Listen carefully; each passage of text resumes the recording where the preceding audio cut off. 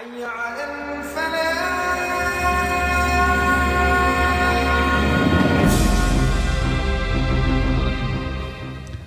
wartawan sekalian, mohon maaf kita agak mundur dari rencana sebelumnya. Kemudian mohon maaf berikutnya, para narasumber yang direncanakan hadir ternyata berhalangan. Bahkan ketua kita Ustadz Yusuf Marta pun harus meninggalkan karena ada keperluan yang agak sulit ditunda. Di depan ada saya, Edi Mulyadi, Sekjen GNPF yang dalam aksi besok tanggal 21 Februari. Insya Allah saya adalah jubir aksi. Jadi mohon teman-teman wartawan, kalau ada pertanyaan, informasi atau apapun namanya, bisa menghubungi saya yang ditunjuk oleh rapat sebagai juru bicara aksi. Kemudian di kanan saya ini Ustadz Ferry. Ustadz Ferry ini adalah korlap utama dari aksi yang akan mengkoordinasi semua persiapan dan kegiatan selama aksi berlangsung. Di ujung ada Ustadz Salahuddin Dalerumar, beliau juga salah satu korlap, dan yang sebelah kiri saya Ustadz Jati Kusumo juga salah satu korlap. Jadi untuk menyingkat waktu saya serahkan kepada Ustadz Ferry untuk menjelaskan hal ihwal, perencanaan dan nanti pelaksanaan dari acara kita nanti. Silakan. Baik, terima kasih Ustaz Edi. Bismillahirrahmanirrahim. Assalamualaikum warahmatullahi wabarakatuh. Kepada para ikhwan dan saudara-saudara semua, para wartawan yang insya Allah dirahmati Allah Subhanahu Wa Taala. Pada sore hari ini kami diamanahkan oleh 3 pilar istilahnya, GNPF, FPI dan Persaudaraan Alumni 212 yang insya Allah akan membacakan press release untuk kegiatan aksi 212. Jadi beberapa hal ada perubahan sedikit yang pernah kami sampaikan waktu itu, bahwa aksinya kemarin sebetulnya akan diadakan tanggal 7. Namun akhirnya ada perubahan supaya girohnya tetap sama, yaitu 212, maka diadakanlah kegiatannya itu besok insya Allah hari Jumat tanggal 21 bulan 2 tahun 2020. Jadi tetap mengambil semangat 212. Seperti kita ketahui bahwa untuk kegiatan kali ini nanti tadi saya sampaikan ada juru bicara kita yaitu Ustadz Edi Mulyadi. Jadi nanti ke depan manakala ada pertanyaan-pertanyaan yang menyangkut teknis dan sebagainya, ini nanti silahkan untuk menghubungi Ustadz Edi Mulyadi. Bisa nanti dicatat nomor handphonenya atau nomor WA-nya. Sehingga di luar ini tidak ada juru bicara yang lain. Karena kita tidak ingin informasinya itu simpang siur. Ya kan? Kegiatan di mana, aksinya di mana dan sebagainya, sehingga kita menunjuk satu juru bicara, yaitu Ustadz Edi Mulyadi. Baik, mungkin saya akan bacakan press release yang sudah disiapkan di depan ini. Nanti insya Allah kalau ada pertanyaan mungkin setelah kami bacakan. Bismillahirrahmanirrahim. Press release seruan bersama pengurus pusat Front Pembela Islam FPI, Gerakan Nasional Pengawal Fatwa GNPF Ulama, dan Persaudaraan Alumni PA 212. Assalamualaikum warahmatullahi wabarakatuh. Mencermati perkembangan penanganan kasus-kasus mega korupsi puluhan triliun rupiah yang bukan hanya merugikan negara saja, bahkan menyengsarakan rakyat Indonesia. Saat ini rakyat dibuat kecewa dan marah. Negara dalam hal ini para aparat penegak hukum hingga kini belum menunjukkan sikap yang serius untuk menuntaskannya. Diduga kuat, mandek, dan mangkraknya penanganan kasus-kasus mega korupsi yang makin menggila tersebut karena melibatkan lingkaran pusat kekuasaan. Perilaku tersebut terjadi sebagai bagian dari modus korupsi mereka untuk pembiayaan politik guna meraih dan melanggengkan kekuasaan. Kita tahu para pejabat publik yang diberi amanah untuk mensejahterakan rakyat justru berusaha saling melindungi antara satu dan pelaku mega korupsi lainnya. Apa yang terjadi pada operasi tangkap tangan OTT Komisioner KPU Wahyu Setiawan yang melibatkan politisi PDIP Harun Masiku menunjukkan secara terang benderang persekongkolan jahat tersebut. Selain skandal KPU Harun Masiku, sejumlah kasus mega korupsi yang hingga kini tidak jelas penanganannya antara lain kasus yang menjerat Honggo selaku Direktur PT Transpasifik Petrokimia Indonesia atau TPPI dengan kerugian negara mencapai 35 triliun rupiah. Kasus PT Jiwasraya yang merugikan 13 triliun rupiah dan kasus PT Asabri dengan kerugian 10 triliun rupiah. Sehubungan dengan hal tersebut, kami pengurus pusat Front Pembela Islam (FPI), GenPF Ulama dan Persaudaraan Alumni 212 menyerukan: 1. Seluruh elemen rakyat Indonesia untuk terus melakukan perlawanan terhadap rezim yang menyengsarakan rakyat. 2. Seluruh rakyat Indonesia untuk mendesak dan mengawal aparat hukum, KPK, kepolisian dan kejaksaan untuk segera menuntaskan kasus-kasus mega korupsi tersebut dengan menegakkan prinsip keadilan, transparansi, dan akuntabel. 3. Akan menggelar aksi unjuk rasa besar-besaran dengan tema aksi 212 berantas mega korupsi, selamatkan NKRI, yang insya Allah akan dilaksanakan pada hari Jumat tanggal 21 Februari 2020 pukul 13.30 sampai 15.30 WIB di depan Istana Merdeka, Jalan Medan Merdeka Utara, Jakarta. 4. Menyerukan segenap pengurus FPI, GenPF Ulama dan PA 212 di daerah-daerah untuk bekerjasama dengan ormas-ormas Islam setempat dan seluruh elemen umat menggelar aksi menyampaikan aspirasi serupa di daerah atau wilayah masing-masing pada Jumat 7 dan 14 Februari 2020 sebagai pemanasan menjelang aksi di Jakarta. 5. Menyerukan segenap pengurus dan anggota FPI, GenPF Ulama dan PA 212 di daerah-daerah untuk bekerjasama dengan ormas-ormas Islam dan ormas serta tokoh nasional setempat dan seluruh elemen umat untuk beramai-ramai datang ke Jakarta guna mengikuti dan terlibat secara aktif pada aksi 212 berantas korupsi, selamatkan NKRI.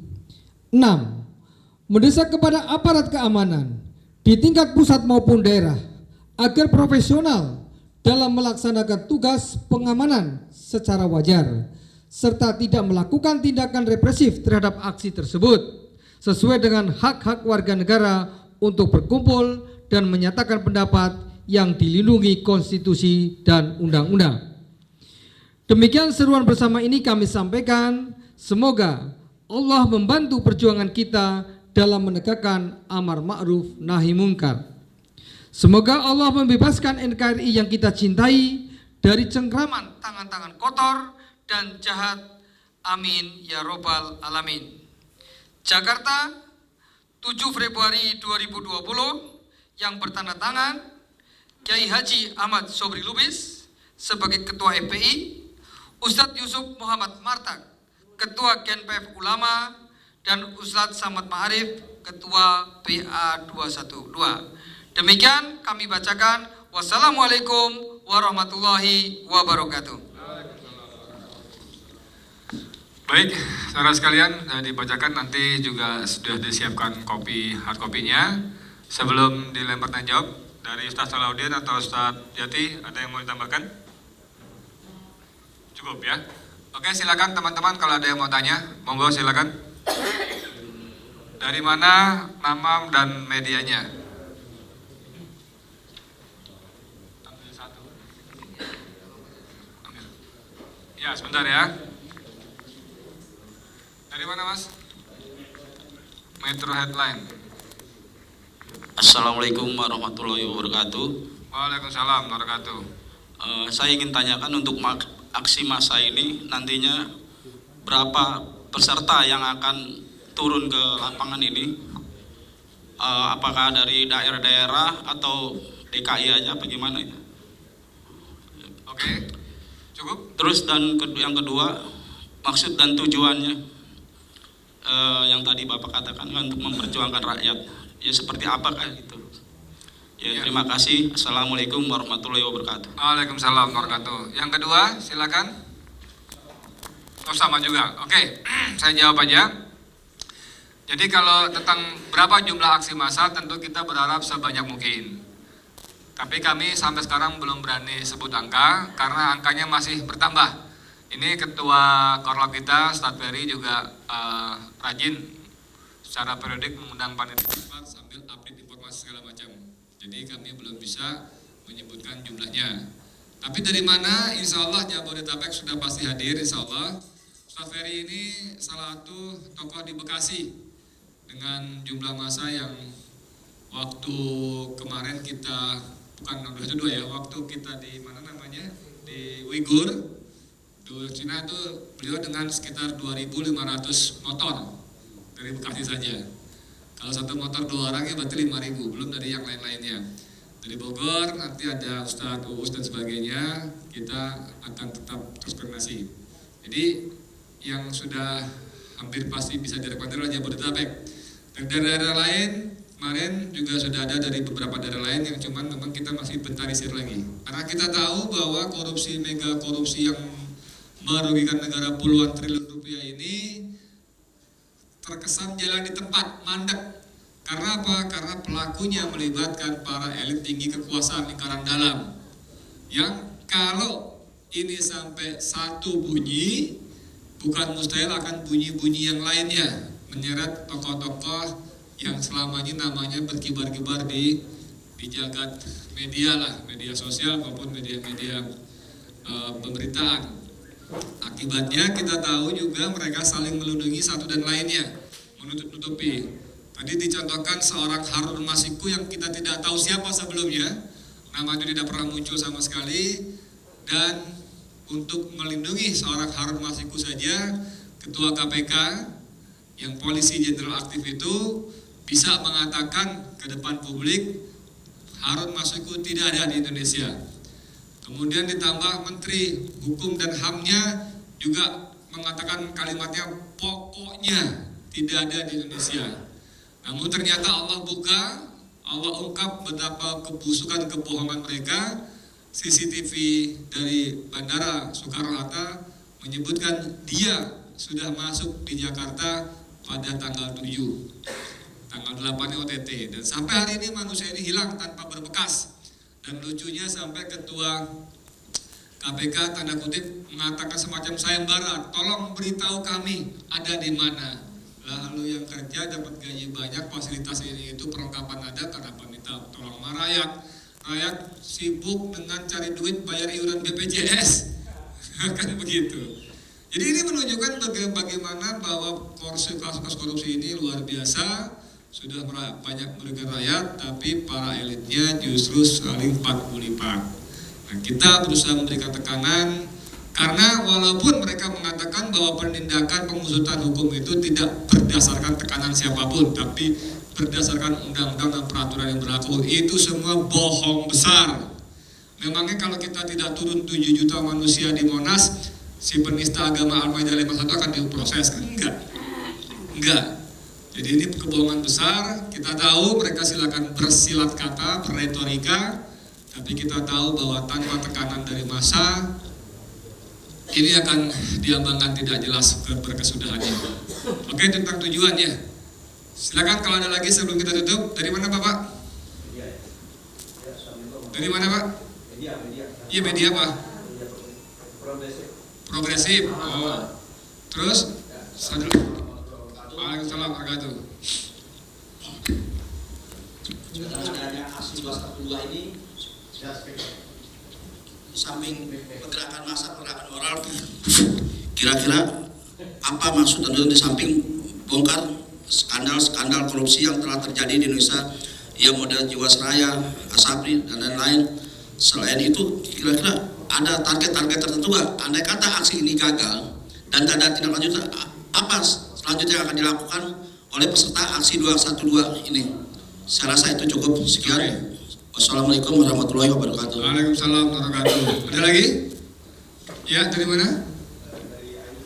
iNews, oke. Tapi ID ya?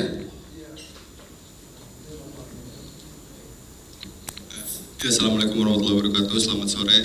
Saya Rizky dari iNews ID. Ingin nanya aja, Pak, konfirmasi sih sebenarnya. Karena kan ini kan masalahnya masalah besar ya, mega korupsi, Asabri, Jiwasraya dan Harun Masiku itu. Nah, untuk pengamanan agar tidak ada penyusup di dalam aksi tersebut, apa kira-kira yang akan dilakukan oleh para pihak yang melaksanakan aksi ke depan? Udah itu aja, Pak. Terima kasih. Terima kasih. Kalau soal tadi apa target dan kegiatan lain jika tekanan ini tidak direspon, bos, namanya kita lagi berhadapan dengan lawan. Jadi kita sudah siapkan strategi lain yang memang tidak bisa kita bukain. Wah, sini kita mau begini, ayo ketahuan lah gitu ya. Jadi jurus-jurusnya kita simpan, kita keluarkan satu persatu sesuai dengan kebutuhan.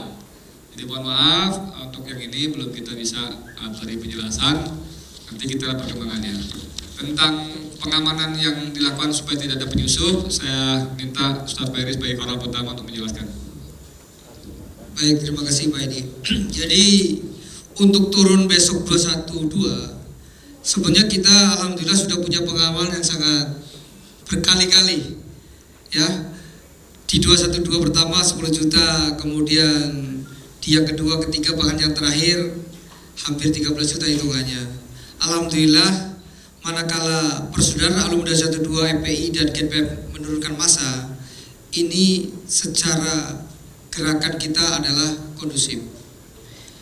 Apa kondusif ini? Karena memang bukan saja kita kerjasama dengan aparat, ya tentunya dalam hal ini kepolisian, karena kita selalu koordinasi, namun juga kita punya keamanan dalam, yang alhamdulillah kalau hitungan kami ini hampir sekitar 40 organisasi yang memang selama ini mendukung kita. Ya, salah satunya tentunya kita tahu semua laskar-laskar FPI di sana juga ada, laskar-laskar Jawara dan sebagainya, itu sudah cukup saling ini. Hanya memang kita berharap kepada semuanya saja, memang ini selalu kita mengadakan aksi untuk membela rakyat.